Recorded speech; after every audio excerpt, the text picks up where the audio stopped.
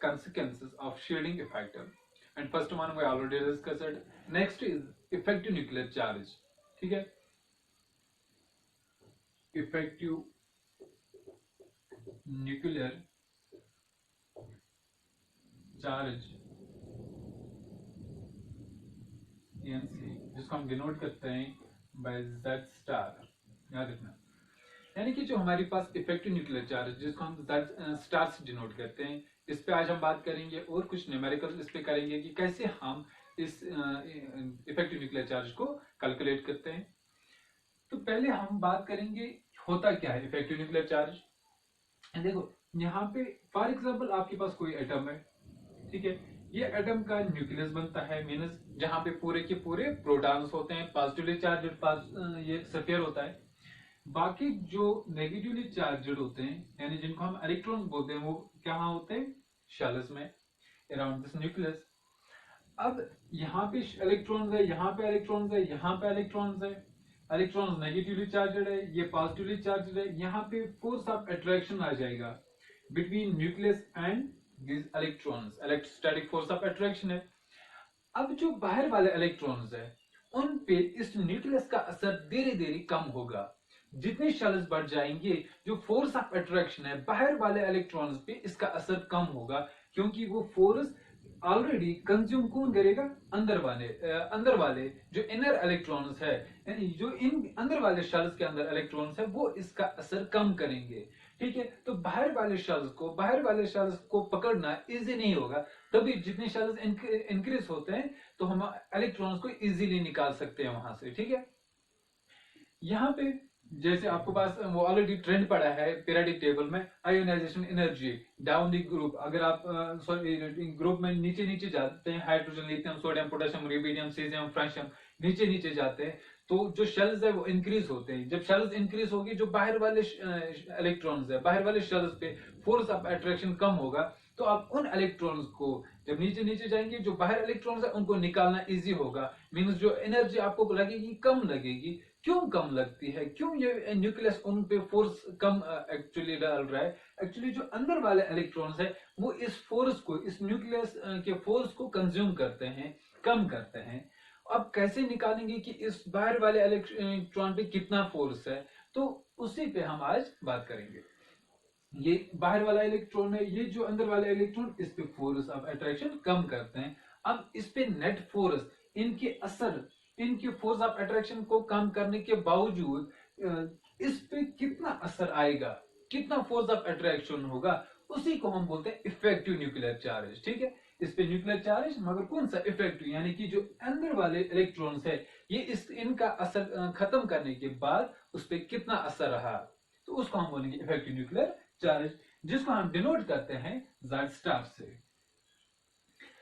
अब इस effective nuclear charge को हम कैसे ये कैलकुलेट करेंगे। Z स्टार आपके पास होता है बराबर Z माइनस सिग्मा, ये आपके पास इक्वेशन बनती है।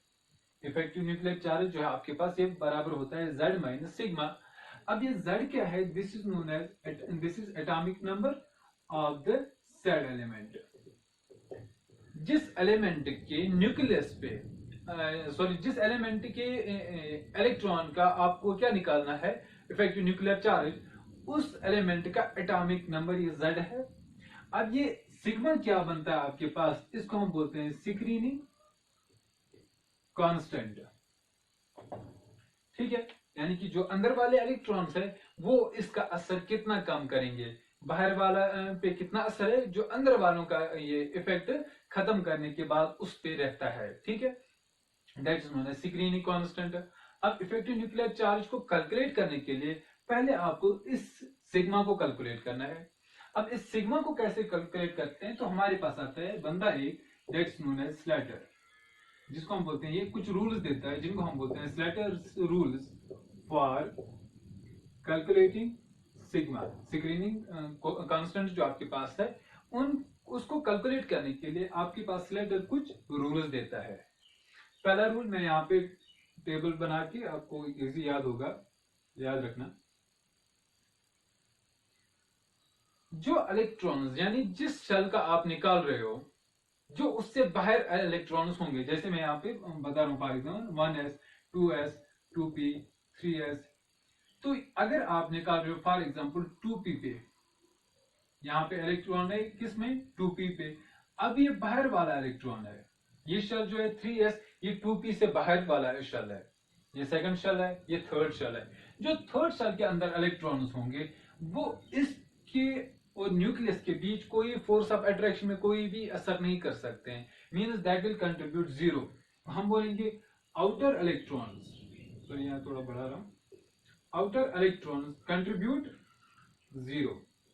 जो जिस इलेक्ट्रॉन का आप निकाल रहे हो, जो उससे बाहर वाले जितने भी इलेक्ट्रॉन्स होंगे वो कंट्रीब्यूट जीरो करेंगे। क्यों? क्योंकि अगर आप यहाँ पे दिखा रहा हूं मैं, न्यूक्लियस है, अब यहाँ पे फोर्स ऑफ इस न्यूक्लियस और फोर्स ऑफ अट्रैक्शन यहाँ पे कैलकुलेट करेंगे, यहाँ पे भी इलेक्ट्रॉन है, बट ये इलेक्ट्रॉन इन दो के फोर्स ऑफ अट्रैक्शन में कोई भी असर नहीं कर सकता है, क्योंकि ये बाहर का है। हाँ, अभी अगर आप इस वाले इलेक्ट्रॉन पे निकाल रहे हो, अब ये वाला इलेक्ट्रॉन बीच में असर करेगा, क्योंकि बीच में है, इस इलेक्ट्रॉन और न्यूक्लियस के बीच में है, ये असर करेगा, कंट्रीब्यूट करेगा।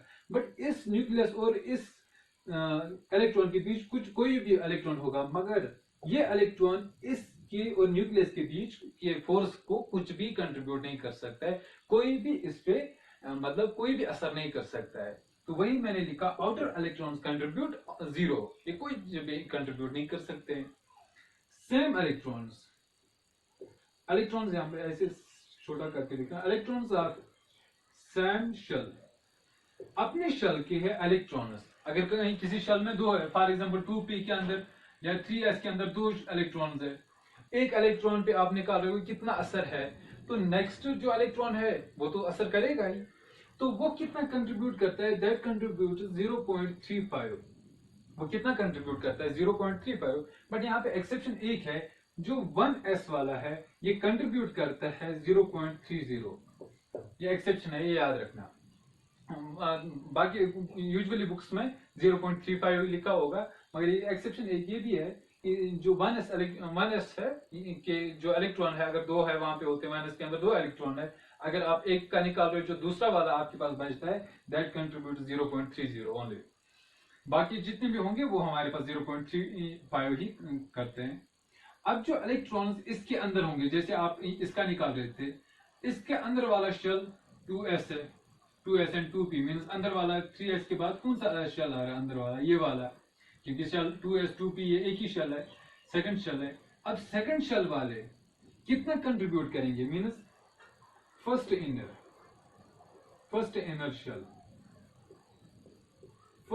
शेल इलेक्ट्रॉन मींस जिसका आप निकाल रहे हो, उसका जो पहला वाला अंदर वाला जो शेल है, उसके अंदर जो इलेक्ट्रॉन्स है वो कितना कंट्रीब्यूट करते हैं, दैट कंट्रीब्यूट 0.85। वो कितना कंट्रीब्यूट करते हैं 0.85।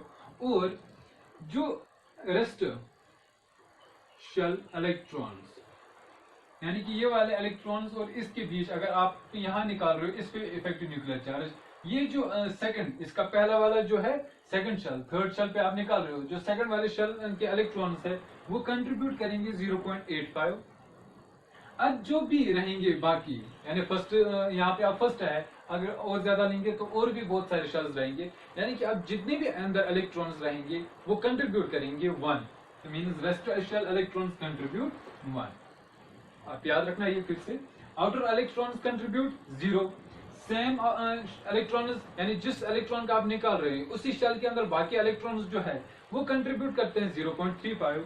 अब उसके अंदर फर्स्ट जिस पे आप निकाल रहे हो उसका जो पहला वाला अंदर आ रहा है, उसके जो इलेक्ट्रॉन्स है उस शेल के इलेक्ट्रॉन्स वो कंट्रीब्यूट करते हैं 0.85। अब जो बाकी जो आपके पास उसके अंदर पहले वाले के बगैर जितने शेल्स अंदर होंगे उनके अंदर इलेक्ट्रॉन्स होंगे वो कंट्रीब्यूट कितना करेंगे, 1 करेंगे। अब कुछ न्यूमेरिकल्स करेंगे, आपको ये चीज और ज्यादा क्लियर होगी।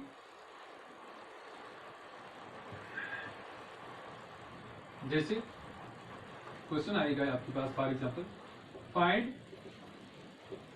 The effective nuclear charge on, कोई भी आप लिख सकते हैं, आउटर और सिंपली लिख रहा हूं valence electron of sodium atom.